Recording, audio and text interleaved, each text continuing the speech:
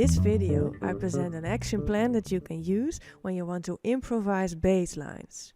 You'll see that you do not need to know much theoretical knowledge to start improvising. First of all, we need a chord progression for our improvisation. Let's use this. 1 bar D major, 1 bar F sharp minor, 1 bar B minor, and 1 bar G major. If you have trouble finding the root notes, check out the video I made about finding all the notes on the bass guitar in 5 minutes. The first and most important step of this action plan is rhythm. This is the basis for your bass line. You can already improvise a lot with only rhythm. For example,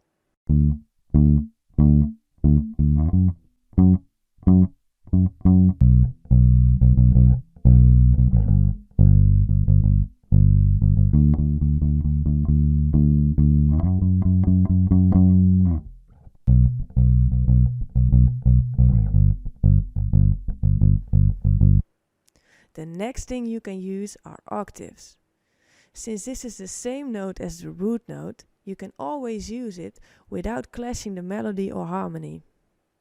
You can find the octave of any note on the bass guitar doing the following.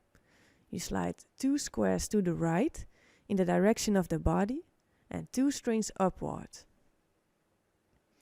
Now, let's combine the first 2 steps using octaves in a rhythm.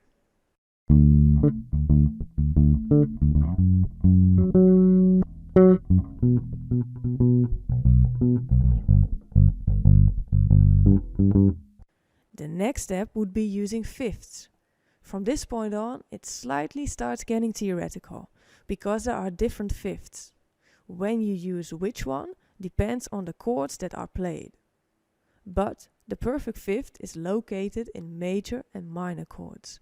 That's the majority of the chords. So probably most of the times the perfect fifth is usable. You can find the fifth of any note on the bass guitar doing the following. You slide 2 squares to the right in the direction of the body and 1 string upward. You can also octave the fifth down. Now, let's combine this step with rhythm.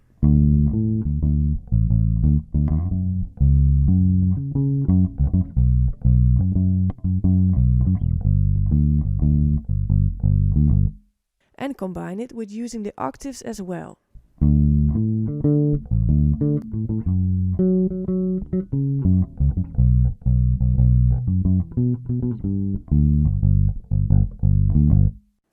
Next up, you can use thirds. A basic explanation is short. Major has a major third, a 3, and minor has a minor third, a flat 3. You can find the thirds on different places from the root note. Actually, this is also true for octaves and fifths.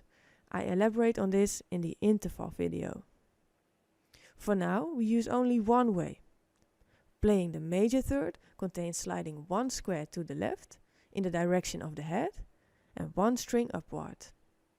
Playing the minor third contains sliding 2 squares to the left and 1 string upward. Let's first combine this step with rhythm.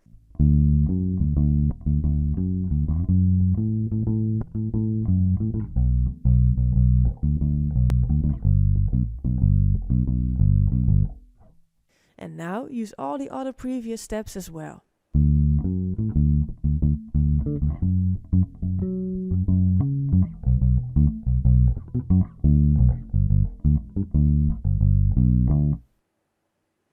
Another thing you can use is to play towards the next root note. So, when you play the first bar, D major, you already start thinking about the second bar, F sharp minor. You can play towards this note from above or below. Depending on the rhythm, you decide how many notes you want to play towards the next root note.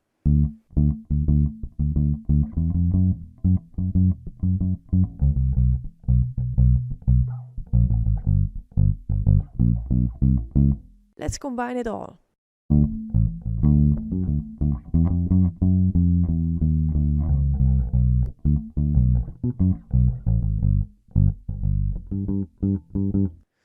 next step is to use pentatonic scales.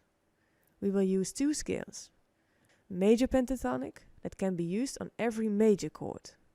We already have the root note, third, fifth and octave, and with this scale we add the intervals second and sixth.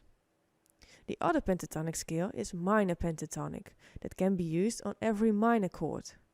We already have the root note, third, fifth and octave, and with this scale we add the fourth and seventh. Why the pentatonic scale consists of these extra notes, I explain at SV method. Let's combine all the steps so far.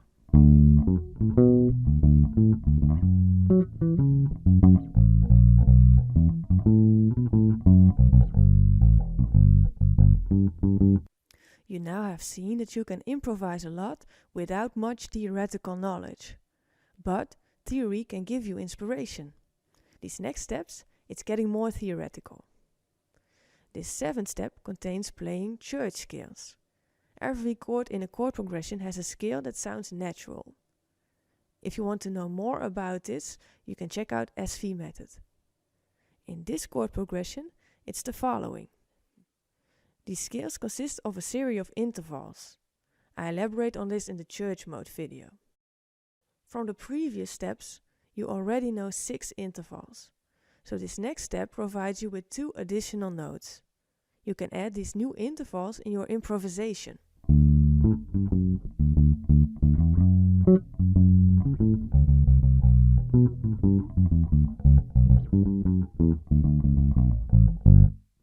We've now used the scales belonging to the chords in the chord progression. You can also use the intervals that are not located in the scales. For example, when we look at the D major scale, these intervals are not located in the scale. This means that these notes are not natural to the chords in the context of the progression. It's good to be aware of that, and it can actually be pretty cool to use them. You may have already used some of them in step 5.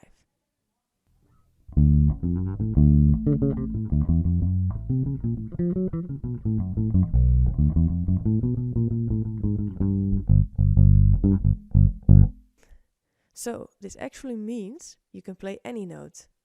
You may ask, why use an action plan? That's because every note has its own function, and when you can play just any note, it doesn't mean that any note will sound right to you.